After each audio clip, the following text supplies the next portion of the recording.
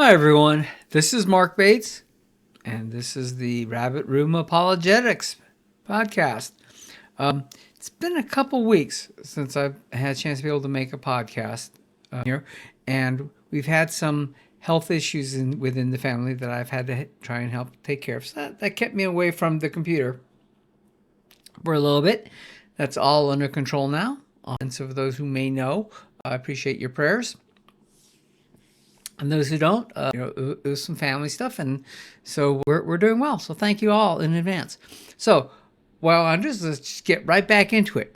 So last time, and I published this on January 14th, we were talking about Genesis 1, and is it literal, right? And it says, separating the light from the darkness, God called the light day, and the darkness he called night, and there was evening and there was morning the first day.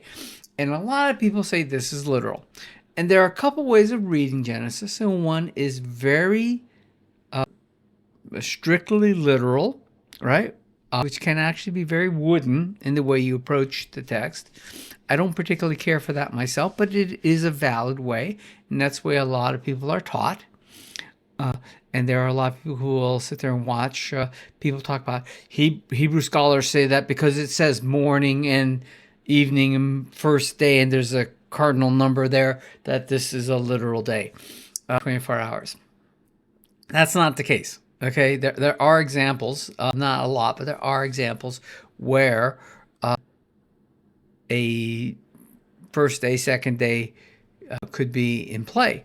And, well, let's just take a look at that. And one of the things I like is with Logos is the tool that's built into it, the study assistant. Let's see. Is the Hebrew phrase first day or second day 100% indicative of, of course, it helps if I spell properly, indicative of a literal 24-hour period. Let's see what it says. And remember, if you're not using Logos, this study assistant, it's a beta in right now. It's available on the desktop platform, so that'd be the PC desktop and the Win platform, the Mac platform. So it is certainly there. Okay. So here we go. The Hebrew phrase first day or second day present a more complex picture than a simple yes or no answer. The most scholarly consensus leads towards a literal interpretation. And so that's the way most people for hundreds of years have interpreted Genesis as literally a 24-hour day, right?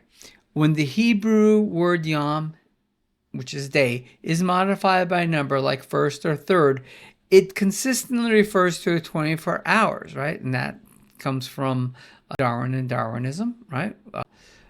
Which is a very good book. The linguistic evidence supporting this is substantial. Across the Old Testament, yom plus a number appearing 410 times always indicates a 24-hour period.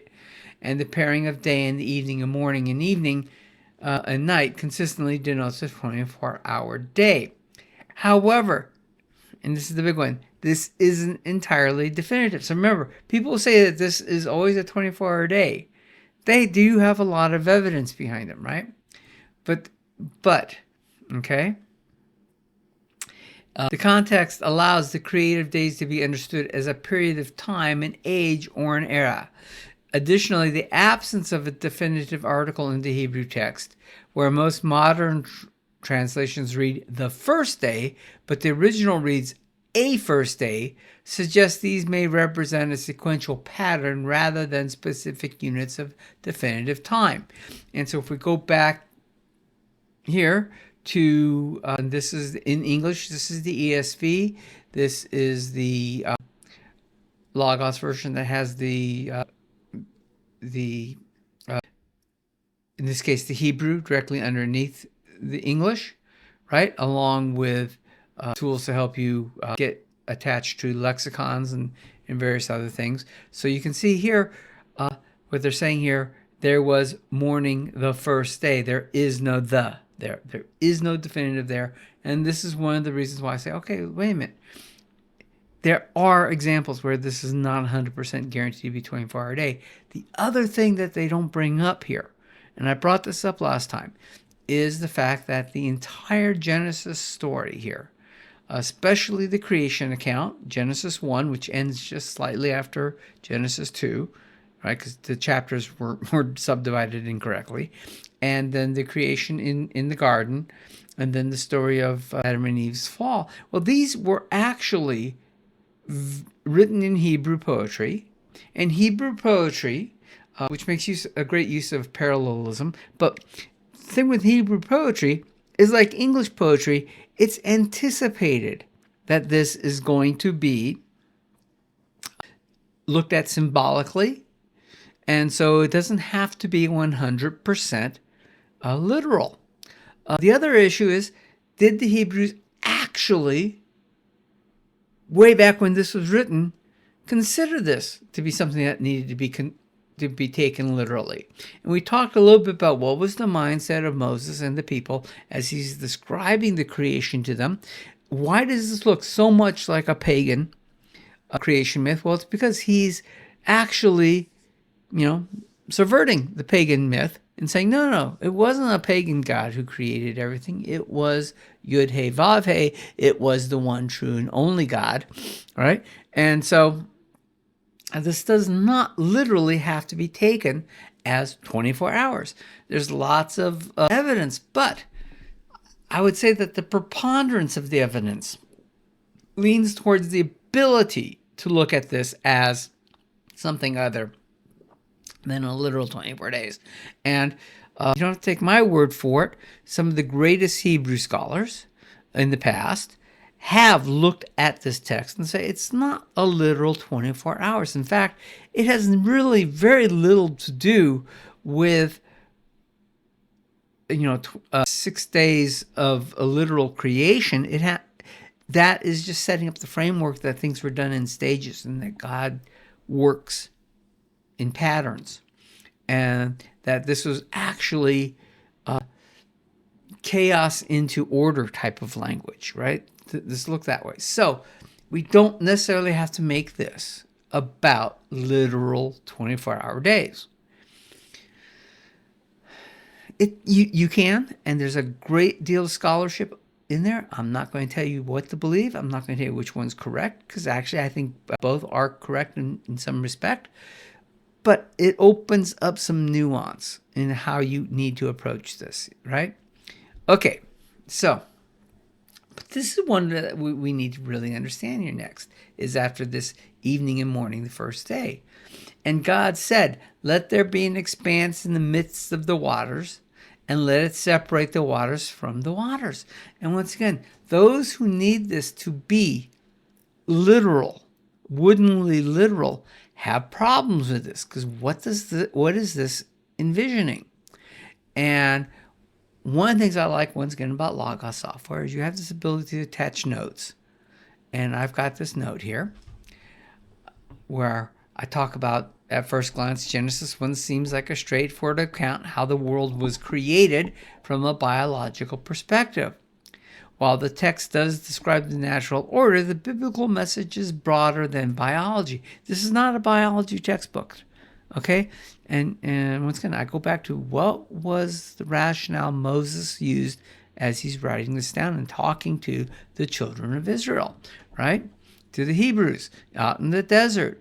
Why is he doing this? And it talks about the fact that we have this word expanse, rachia, right? Sometimes translated as firmament.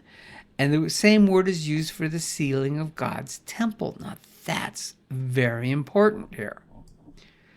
Okay? Praise God in his sanctuary, Vod Kadsho. Praise him in the expanse, Rachia, of his stronghold, Psalm 150, right? So here we have, and here we can pull up the quotation there. Just like the word has an expanse, the world has an expanse, God's temple has an expanse. God builds the cosmos in the same way that the Israelites built God's sanctuary.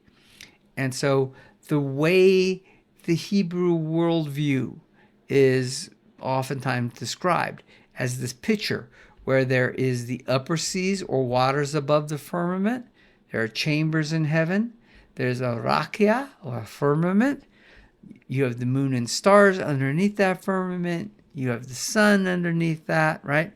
There are mountains, there's the earth, there's Sheol, which is where the dead go to wait, right? And you have the pillars of the earth. And then right below that, we have all these waters called the Tehom, or Great Deep, which, once again, ancient Near Eastern terminology is where all the lack of order comes from, right? Where you have chaos, for lack of a better term, right? And this is the worldview that is presented by the Hebrews. And what we have to do is not try to force Genesis into a modern biology or physics textbook, but keep it within the mindset of the people who are actually there, right? That this is being written to. And for them, this is their mindset, and this is what they're looking for. Let's see, what's the second note here? A little deeper insight into the idea of the firmament, the expanse, the waters above, the waters below, and how this is ancient cosmological context, right? So I like Logos for that ability to attach my own notes and have them there. So God made the expanse and separated the waters that were under the expanse from the waters that were above the expanse, and it was so. And God called the expanse heaven, and there was an evening and there was morning the second day. So once again, we have someone who takes this very literal, very wooden, would say we have a second 24-hour day period. I say we have a second phase of order being presented, that God's saying, that Moses is telling us that God presents, is that the order continues, right? And we move on from there. So we don't need this to be a literal 24-hour day. We don't need to try and force feed a modern scientific text into this. This is not the worldview of the people this was written to. This is not the answer that they're looking for. The answer they're looking for is, what's the difference between Yud-He Vav-He, the God who created us, and all of the pagan gods? Because we came from 400 years in Egypt, where we heard about all the other pagan gods and how they created everything, right? But there was battles and chaos, and humans were secondary to them. So we'll get back to that. So let's keep three items that we're going to keep track of here. One, this is not necessarily 24-hour periods of time. These are orders of magnitude of order being created from God, by God, right, for us. Second thing is, this is not God fighting some cosmic battle with a dragon, like the Baal cycle would have us understand, right, which came from Mesopotamia. This is God creating with just his word, right? Okay? And then the third thing is, and that's going to come up, is where do we fit into this story, right? Remember, this is written as a poem. So it's poetic. There's lots of imagery in there. And the use of poems is very important. The Hebrews use poetry throughout the Old Testament a lot more than people think they do, because the majority of this text is being memorized verbally. And the best way to memorize something is in poetic form, because especially in Hebrew poetry makes great use of repetition, right? And so they'll say the same thing over and over again in Hebrew, just slightly different. So you get a slightly different perspective on it. And that helps you memorize the text and the ideas. The idea is not to memorize this word for word per se, right? We're not Muslims, right? Where you have this sacred text. What you have is the idea presented. And we need to memorize the idea. And the best way to memorize that idea is through poetry. And that's why the Hebrews made, up until much later, we're talking the Masoretic time frame, which is several hundred years after the destruction of the temple, right? Before they even start, before you start getting this idea of that the Hebrew has to be done so precisely, right? It's not about which letters you used. It's not that you got the exact same words. It's about, is the idea, is the concept that you're getting, is that what's being presented? And that's what I want you to keep in mind, is that we want this concept of God doesn't need us to memorize the text letter for letter in Hebrew, right? God needs us to know the story that he told us, right? And the story can be told in multiple different ways, which is why there are so many variations on the theme here. And so when we talk about the rakia, right, being something used in the garden, but also being used in the tabernacle, well, that will become an important part of our concept, that God uses the same story over and over again for us to remember. In my seminary days, we used to always talk about how the fact that humans, our brains leak. And that's the reason that the Bible constantly keeps telling us the same story over and over again, and why it's good for us to go over the same stories over and over again, because our brains leak. And so we need to constantly reinforce the good stuff. And so this is part of that. Okay. So if you have any questions, let me know. Put it in there.